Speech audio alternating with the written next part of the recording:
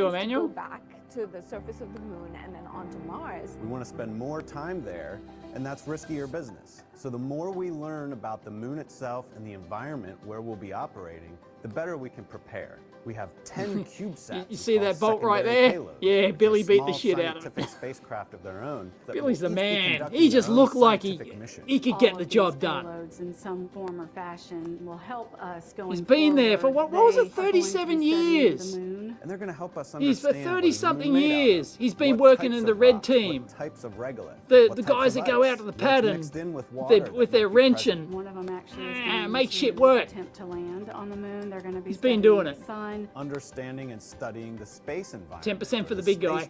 some different propulsion systems. These novel ideas will ultimately turn into the technology and the systems that we want to use going forward. There's a lot of cool things going on between all these CubeSats that make up our secondary payloads. Additionally, Billy's like, I don't get all the Orion, we'll be fuss. This is flying just an experiment Tuesday. to study space biology. Space Exactly. biology is I want to get a where Billy. we I want to get a study Billy the appreciation underlying changes society that going. Earth-based biological systems undergo when I they're want to in get. Yep. space. Or Who's with basically, me? How does life Who's respond with to me? the space environment? The level of ionizing radiation that you experience when you go beyond the Van Allen belt. So you 4.1 go billion beyond per the launch. protective Billion. magnetic sphere that we have around Billion us, T- you Billy then get t-shirts, exposed yep. to higher levels of ionizing radiation. So Get we Billy. are Who flying thinks I should several get Billy on the space amp hour? biology You will take Should a I get Billy on the series amp of hour? I'll materials, reach out to plant Billy. seeds, fungi, If somebody can get me cells, algae, Billy's right contact along the details, trip. And then when it comes home, I'll you get can Billy on the analyze amp hour. What do how you they reckon? responded to that environment. This research will help us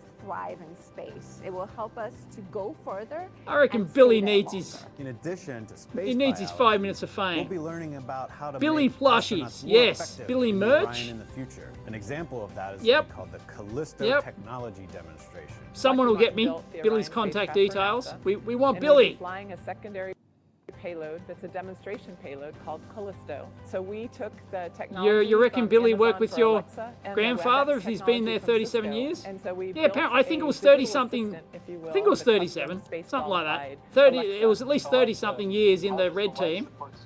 He's been there. The guys that go, oh, fluke spotting. And so this payload is the demonstration mission to show how astronauts in the future could use this technology as an innovative user interface. So there you have it. I hope you agree with me. This is exciting. Billy for NASA CEO. Billy for flight director. I reckon Billy should be flight director. Better than that flight director, cringy flight director chick we had. Safely conduct scientific activities at the moon with our astronauts going forward. This probably does a good technical job. It's just the vibe, you know? Want the Billy vibe. So a lot of great science also happening. Billy on the branded International Space Station. screwdriver and wrench sets. Jessica Watkins Yes. and Samantha Cristoforetti, Yes. while they were still on board about the research there Absolutely. that will benefit future Billy, Artemis should I buy it? I would buy a Billy branded screwdriver and Jessica, wrench Samantha, set. your primary job on You the bet. space station is to maintain the orbiting lab and conduct science experiments, more than 200 Yep. before Crew 4 returns home. Jessica, can you tell me Somehow I doubt Billy is an online guy. Yeah. He may not be an online guy. What's this newfangled internet? I make rockets fly. That will enable us to go further into the Yeah. solar system. And one of those technologies, A Billy multimeter. Yep. The Linus Tech Tips Billy driver. Yeah. When we think about going further into the solar system, and so this vest is Billy for Technician of the Year. Yep. providing the crew member with protection. Yep. And then one of the mannequins on Artemis 1, launching here later this month, will also be wearing the vest. We'll get a sense for its effectiveness on board as well. Billy looks like a percussive maintenance guru. I agree. Yeah. He can make that sucker go. What crops are you growing on space station Yep. right now, and what's unique about them? Indeed. Actually, right next to us as we are talking to you, we have a little space station vegetable garden. It's called Built by Ascent, Billy and in a few t-shirts. weeks it will be full Yeah, it's got to be a t-shirt in it. Like, can somebody get me like a high-res photo of Billy? Like, is Billy anywhere else? Someone will track him down. Come on, someone in my audience track Billy down. Need Billy t-shirts. We need Billy merchandise. walking, you know, through a vegetable garden after a rainy day, you know, when there is that moisture in the air, and that was just so pleasant. Limited edition, you know, EEV Blog Billy edition multimeter. Kind of natural environment. It was very pleasant for me. If it makes you feel any better, I also do not have a green. Their excitement is underwhelming. So what about water? How are you testing critical life systems like water? I think we're done. I think we're. Sure. Yes. So I think we are done. Kind of use the everyone, that, I better go home. I'll get bonus points if I turn up home early. If I turn up home before 7, I'll get bonus points from Mrs. EEV Blog. So they did it. I don't think we're going to get anything good here. Not in the another 20 minutes I've got left. About 96% of the. Yeah, they've moved on. Yeah, it's like. Anyway, they did it. The predicting kangaroo did it. Kangaroo. The Aussie kangaroo was right. For the moon in particular. Samantha, what are you most excited Anyway, I am going to spin this out as a Billy video. Expect to see a Billy video on the second channel. I think it will be just, you know, anyway, yep, I better go. Thanks, everyone. Get rid of that audio. Thank you for joining me for a couple hundred, I think it was 300, over 300 people at peak, 350 or something. Not including Odyssey. Sorry, I didn't get to Odyssey people, but yeah, I was live on Odyssey as well. Facebook. I was even on Twitch. I don't normally stream to Twitch, but I streamed there. So, yep. So thank you, everyone, for joining me. And I will catch you next time.